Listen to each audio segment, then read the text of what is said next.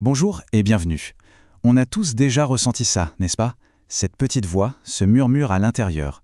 Cette intuition un peu tenace qu'un autre chemin, peut-être plus authentique, nous attend. Aujourd'hui, on va explorer ensemble cet appel de l'âme pour apprendre à mieux le reconnaître et à l'écouter. Allez, on prend un petit instant, essayez de penser à ces coïncidences qui semblent presque magiques. Une rencontre qui a tout changé, ou une intuition qui vous a poussé dans une direction sans que vous ne sachiez vraiment pourquoi. Eh bien, ces moments ne sont peut-être pas aussi anodins qu'on le croit. Et si toutes ces sensations n'étaient pas juste le fruit du hasard? Si, en réalité, elles étaient les tout premiers signes d'un éveil bien plus profond. C'est ça, c'est l'âme qui commence à s'éveiller et qui nous demande gentiment de prêter attention.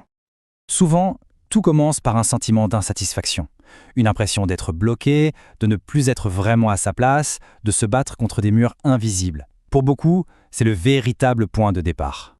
Ce témoignage de K de Brest est très parlant. Elle parle d'entrave qu'elle ne percevait même pas. C'est exactement ça, ce sentiment d'être retenu par quelque chose d'invisible, qui nous empêche d'être pleinement qui on est. Et Lou, elle, enfonce le clou. Le manque de volonté, le sentiment de ne plus se reconnaître, d'être aspiré dans une spirale négative, ce sont des signaux vraiment puissants que l'âme nous envoie. C'est un véritable appel au changement. Bon, d'accord. On se sent bloqué. Et après, qu'est-ce qu'on fait? C'est là que les choses deviennent vraiment fascinantes. Parce que la découverte d'une aide, d'un guide ou d'une nouvelle voie, ce n'est jamais un accident. C'est un rendez-vous qui a été orchestré pour nous. Ce témoignage révèle une clé essentielle. La voix intérieure, elle, a déjà montré le chemin.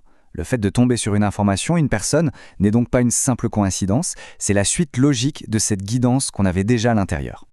Voilà, on y est. C'est ça, la synchronicité divine. C'est cette idée que l'univers n'est pas silencieux, mais qu'il nous parle à travers des événements. Il met en scène la rencontre parfaite, au moment parfait, pour nous mettre sur la route de la personne qui pourra nous aider. Alors, entrons un peu dans le concret. Une des voies pour répondre à cet appel, c'est le voyage chamanique. Et attention, on oublie tout de suite les clichés. C'est un processus très structuré, un voyage intérieur qui est mené dans un cadre totalement sécurisé. Ce voyage a lieu dans ce qu'on appelle le monde chamanique. Il ne faut pas imaginer un endroit étrange ou effrayant. Pensez-y plutôt comme une dimension de conscience où vivent des guides bienveillants. Une sorte de salle du conseil spirituel où des alliés et des gardiens offrent leur aide et leur sagesse. Le processus est très clair et c'est important de bien le comprendre. Tout part de l'intention, ce qu'on cherche à guérir ou à comprendre. Ensuite, le chaman, lui, il agit comme un pont, un médiateur. Il entre dans un état de conscience qui lui permet de voyager. Là-bas, il présente l'intention aux alliés spirituels pour demander leur aide. Et enfin, et c'est ça qui est crucial, ce sont ces guides qui dirigent le soin, qui montrent au chaman exactement ce qu'il faut faire. Et le truc est génial, c'est qu'on n'est jamais seul dans ce voyage. Jamais. C'est un vrai travail d'équipe. On y rencontre sa grande tribu lumineuse, ces animaux de pouvoir qui représentent souvent notre force ou notre instinct, des guides, bref, des alliés bienveillants. Chacun joue un rôle bien précis pour nous accompagner.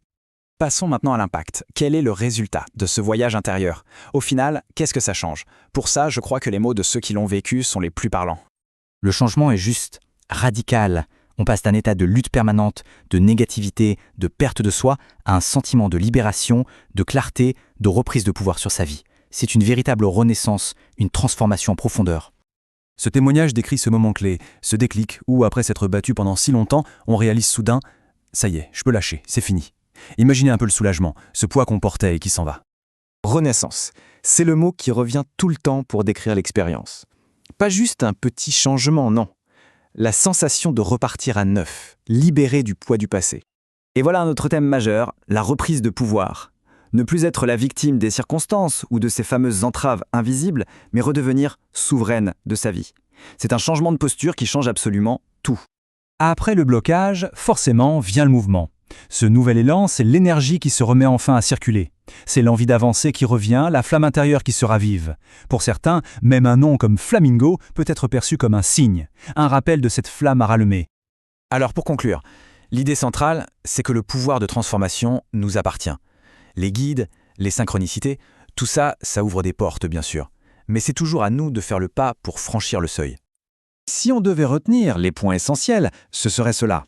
Le praticien est un intermédiaire, un guide. L'aide et la sagesse, elles, viennent des alliés spirituels. La véritable puissance de transformation, elle est déjà en nous. Et surtout, la boussole la plus fiable pour naviguer sur ce chemin, on la possède déjà. C'est notre intuition. Au fond, le cœur du message, il est là.